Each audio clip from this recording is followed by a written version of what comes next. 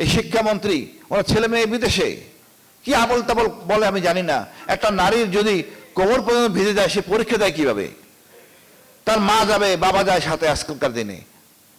উনি সেই পুরানো আমলের কনসেপ্ট নিয়ে বসে আছেন। আর ক্ষমতাতে অসুবিধা কোথায়? ক্ষমতা আপনি বড় হন, ছোট হন না, এই ইগো থেকে বেরিয়ে আসেন। আজকে ছাত্র এসে আগের দিনে ছাত্র নাই, এটা চরম শক্তি জেনারেশন, নতুন প্রজন্ম, এদেরকে আপনি আবল তাবল কথা বলে হবে না। আগে আমরা বহু কিছু বলছেন, ৭১ আগে আমরা বিশ্বাস করতাম নেতারা মিথ্যা বলে না। আমরা এতদিনে দেখছি আপনার সব মিথ্যাবাদী, সব বাটপার, সব ভারতের তো ভারত প্রেমে আসক্ত। আমাদের এই ধরনের নেতা দরকার নাই। আপনারা আমাদের টাকায় চিকিৎসা নেন বিদেশে, আর জনগণ চিকিৎসা পায় না, আপনাদের কাছে কি বলবো? আপনারা যদি সোজা না হন, এই বিপ্লব কিন্তু থেমে যায়নি, এটা অসমর্থ বিপ্লব। আওয়ামী লীগের অনেক শক্তি ছিল, সকল বাহিনী তার বাপের সম্পত্তি ছিল, কিন্তু আপনি কিন্তু সেটা করতে পারবেন না। পুলিশ, সেনাবাহিনী, আমাদের গোয়েন্দা, এটা জনগণের, দেশের, আপনার না। আপনি সে আগের চেতনায় আছেন, সেটা হবে না। এখন র্যাব আপনার কথা শুনবে না, ডিজিএফআই আপনার কথা শুনবে না, জনগণের সাথে তারা থাকবে। সুতরাং কথা ঠিক মতো বলেন, নাহলে কিন্তু অবস্থা খারাপ হবে। আওয়ামী লীগ ভারতে চলে গেছে বা যাইতে দেওয়া হয়েছে, আপনি কিন্তু যাইতে পারবেন না। আপনার পূর্বে হলো আপনি আরাকান, এরা মগ জাতি, আপনি বেশ সুবিধা করতে পারবেন না, বিপদে পড়বেন। একমাত্র পথ খোলা বঙ্গোপসাগর, এইখানে আপনি সাঁতার শিখতে হবে। আমি বলবো আবল তাবল বলার আগে সাঁতার শিখেন। কতটুকু সাঁতরাতে পারবেন আপনারাই ভালো জানেন। এই জনগণ আপনাদের দায়িত্ব দেবে না। আমি জানি না বিএনপির সমস্যাটা কোথায়। আমি আমাদের প্রধানমন্ত্রীর কোনো সমস্যা দেখতেছি না। সমস্যা হলো ওনার আশেপাশে উচ্ছিষ্ট লোকগুলি, এই লোকগুলি বিএনপির শত্রু। আজকে জামাতে ইসলামী, বিএনপি দুটাই মজলুম। কোন রকম বাধা ছাড়া আমরা উন্নতির চরম শিখরে যেতে পারি। কিন্তু দেখেন এই লোকগুলি ব্যাংক নিয়ে কি আবল তাবল কাজ করছে। এরা ছিল ঋণ খেলাপি, বানাইছে ঋণগ্রস্ত, মানে জাকাতের টাকা তারা দেন, ঋণগ্রস্তকে তো জাকাতের টাকা দেওয়ার একটা ফয়সালা আছে, সেটা এইটাও খাবে। লজ্জা লাগে না? কার টাকা খাচ্ছে? সাধারণ জনগণের টাকা। ৭১ বলেন, এই ২৪ বলেন, আমজনতা আমরা সবাই মাঠে ছিলাম, আর উপভোগ করতেছেন এই উচ্ছিষ্ট লোকগুলি, যারা কোনো অবদান আছে বলে মনে করি না। আমার আস্থা তারেক জিয়ার প্রতি। উনি একটা গর্বিত পিতার সন্তান, গর্বিত মায়ের সন্তান। ওনার স্ত্রী একজন গর্ভবতী সেনা নৌবাহিনীর প্রধানের সন্তান। আমি ওনাদের কাছে অনেক প্রত্যাশা, ইনশাল্লাহ কাঙ্ক্ষিত লক্ষ্যে পৌঁছবো। এটা কতটা গাদ্দারি হইতে পারে, আমরা আবু সাইদকে এখনো সম্মানিত করতে পারি নাই, অসীমকে সম্মানিত করতে পারি নাই, মুগ্ধকে সম্মানিত করতে পারি নাই। এদের রক্তের উপর দিয়ে আজকে এই সরকার। আবার এদের গুণগানও গাচ্ছেন কিছু সুশীল। আমি জানি না ওনারা এই বিপ্লবের শক্তিটা ধারণ করতে পারেন নাই, তাই এক একজন এক এক কথা এক একবার বলেন। শ্রীলঙ্কা থেকে বলেন উনি সব পরিচালনা করছেন, আরেকজন বলেন আমেরিকার রাষ্ট্রদূত, উনি নাকি পরিচালনা করছেন। আমি নিজ চোখে দেখছি এটা সব ছাত্রদের, আর মূল পরিকল্পনাকারী ছিলেন মহান আল্লাহ তাআলা। এটা একটা বিশাল বিজয়, পৃথিবীর ইতিহাসে মনে বিরল। অস্ত্র ছাড়া বিজয়, অস্ত্র ছাড়া বিজয়, হেলিকপ্টারের বিরুদ্ধে, ট্যাঙ্কের বিরুদ্ধে, স্নাইপার রাইফেলের বিরুদ্ধে। আমরা পরীক্ষা দিয়ে সাহসী জাতিতে উপতীর্ণ হয়েছি। এটা যেমন ভারত চায় না, আমাদের সুশীলরাও চায় না। আমাদের দীর্ঘদিন স্বাধীনতার পরের থেকে আমাকে বোঝানো হয়েছে ভারত বিশাল শক্তি, কিন্তু আমরা তা প্রমাণ করছি আমরা আসলে শক্তিশালী জাতি। আমি জানি না বিএনপির সমস্যাটা কোথায়। আমি আমাদের প্রধানমন্ত্রীর কোনো সমস্যা দেখতেছি না। সমস্যা হলো ওনার আশেপাশে উচ্ছিষ্ট লোকগুলি, এই লোকগুলি বিএনপির শত্রু। আজকে জামাতে ইসলামী, বিএনপি দুটাই মজলুম। কোন রকম বাধা ছাড়া আমরা উন্নতির চরম শিখরে যেতে পারি। দেখেন এই লোকগুলি ব্যাংক নিয়ে কি আবল তাবল কাজ করছে। এরা ছিল ঋণ খেলাপি, বানাইছে ঋণগ্রস্ত, মানে জাকাতের টাকা তারা দেন, ঋণগ্রস্তকে তো জাকাতের টাকা দেওয়ার একটা ফয়সালা আছে, সেটা এইটাও খাবে। লজ্জা লাগে না? কার টাকা খাচ্ছে? সাধারণ জনগণের টাকা।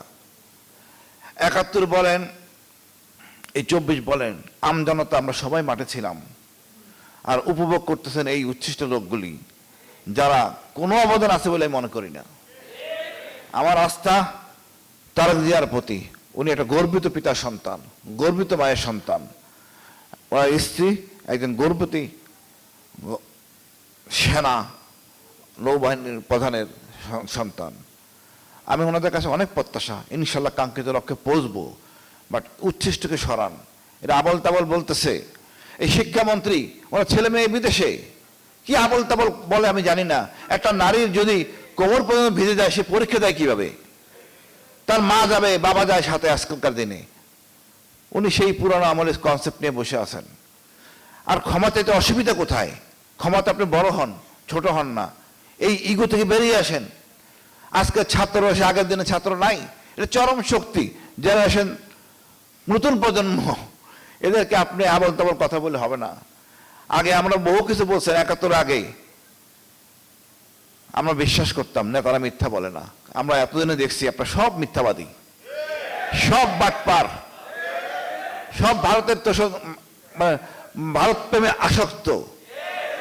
আমাদের এই ধরনের নেতা দরকার নাই। আপনারা আমাদের টাকায় চিকিৎসা নেন বিদেশে, আর জনগণ চিকিৎসা পায় না। আপনাদের কাছে কি বলবো? আপনারা যদি সোজা না হন, এই বিপ্লব কিন্তু থেমে যায়নি, এটা অসমর্থ বিপ্লব। আওয়ামী লীগের অনেক শক্তি ছিল, সকল বাহিনী তার বাপের সম্পত্তি ছিল, কিন্তু আপনি কিন্তু সেটা করতে পারবেন না। পুলিশ, সেনাবাহিনী, আমাদের গোয়েন্দা, এটা জনগণের, দেশের, আপনার না। আপনি সে আগের চেতনায় আছেন, সেটা হবে না। এখন র্যাব আপনার কথা শুনবে না, ডিজিএফআই আপনার কথা শুনবে না, জনগণের সাথে তারা থাকবে। সুতরাং কথা ঠিক মতো বলেন, নাহলে কিন্তু অবস্থা খারাপ হবে। আওয়ামী লীগ ভারতে চলে গেছে বা যাইতে দেওয়া হয়েছে, আপনি কিন্তু যাইতে পারবেন না। আপনার পূর্বে হলো আপনি আরাকান, এরা মগ জাতি, আপনি বেশ সুবিধা করতে পারবেন না, বিপদে পড়বেন। একমাত্র পথ খোলা বঙ্গোপসাগর, এইখানে আপনি সাঁতার শিখতে হবে। আমি বলবো আবল তাবল বলার আগে সাঁতার শিখেন। কতটুকু সাঁতরাতে পারবেন আপনি ভালো জানেন। এই জনগণ আপনাদের দায়িত্ব দেবে না। সর্বোপরি বলবো এক কথা, আবু সাইদ এদেরকে আমাদের ধারণ করতে হবে। এরা আমাদের গর্বের, এরা আমাদের এমন একটা দর্শন দিছে, এটা নিয়ে আমাদের রিসার্চ করার অনেক সময় আছে। এই বিপ্লবটাকে যদি এখন গবেষণা না করেন, আমরা কাঙ্ক্ষিত লক্ষ্যে পৌঁছবো না। পুস্তকে থাকবে, মাদ্রাসা সিলেবাসে বিপ্লব থাকতে হবে। আর সরকারকে বলবো, আপনি কৃপণ হয়েন না, আবু সাইদ মুক্তিযোদ্ধার বীরশ্রেষ্ঠ খেতাবে সম্মানিত করেন। এই জাতি ধারণ করবে। আপনি জনগণের কাতারে আসেন, জনগণকে ভালোবাসেন, শর্টকাট করতে যাবেন না, আপনার বিপদ হবে। আমি মনে করি ভারত প্রেম ভুলে সোজা কোমর হয়ে দাঁড়ান, সেই পথে আমরা হাঁটছি, আমাদের প্রধানমন্ত্রী হাঁটছেন। আমি খুব সাধুবাদ জানাই। আশেপাশে উচ্ছিষ্টদের বের করে দেন, ন্যায় বিচার প্রতিষ্ঠিত করেন। রাষ্ট্র আমাকে কি দেয়? কিছুই দেয় না। আপনারা তো সব কিছু নেন, শুধু বাকি আছে এই অক্সিজেন মহান আল্লাহ তাআলা দিচ্ছেন, এইটার উপর ট্যাক্স বসানো, আর কিছু তো নাই। আপনি আমার কি দেন বলেন তো? আমি কিছু পাই না খুঁজে, কেন আমি ট্যাক্স দিব? পুলিশটা আপনার। আমি একটা চুরি বা কোনো সুবিধাজনক গেলে পুলিশ এমন ভাব করে মনে হয় মহাবিপদে আমি পড়ছি। পুলিশকে সেবক করার জন্য প্রয়োজনীয় ব্যবস্থা গ্রহণ করেন। এই পুলিশ যারা পুলিশে ঢুকে, ভালো ছেলে ছিল, সৎ ছেলে ছিল, পুলিশে ঢুকে এরা অসৎ, এরা আপনারা বানান। ঢোকার সময় চাঁদান টাকা নেন, তারপরে তাকে এমন কাজ দেন যাতে সে বাধ্য হয় চুরি চামারি করতে। তা আমাদেরকে আর অসৎ বানাবেন না। আপনারা অসৎ থাকেন, আমাদেরকে ঝামেলায় জড়াবেন না। আমরা ন্যায় ইনসাফের মধ্যে থাকতে চাই। আমরা রাষ্ট্রের কাছে একটাই চাই, ইনসাফ। আর ভারতের আধিপত্য মুক্ত বাংলাদেশ। আমাদের যা আছে তা নিয়ে চলবো। সেনাবাহিনীকে শক্তিশালী করব, সবার জন্য সামরিক প্রশিক্ষণ বাধ্যতামূলক। রাজনীতিবিদরা অনেক কিছু জানেন না, কোনো একাডেমি নাই। আমাদের অনেক পড়াশোনা আছে, সবার আছে, একমাত্র রাজনীতিবিদদের নাই। জনগণের ভোট নিয়ে সরাসরি সংসদে চলে যায়, কি বলে ওনারা নিজেরা বোঝেন না। আপনার দেশপ্রেম সৃষ্টি করতে হবে, আপনার অর্থনীতি বুঝতে হবে, জিও পলিটিক্স বুঝতে হবে। কোনো একাডেমি নাই, এটা একমাত্র বাংলাদেশ। প্লিজ আপনার রাজনীতিবিদদের একটা শিক্ষা আয়তে আনেন। আপনাদের অশেষ ধন্যবাদ। আসসালামু আলাইকুম।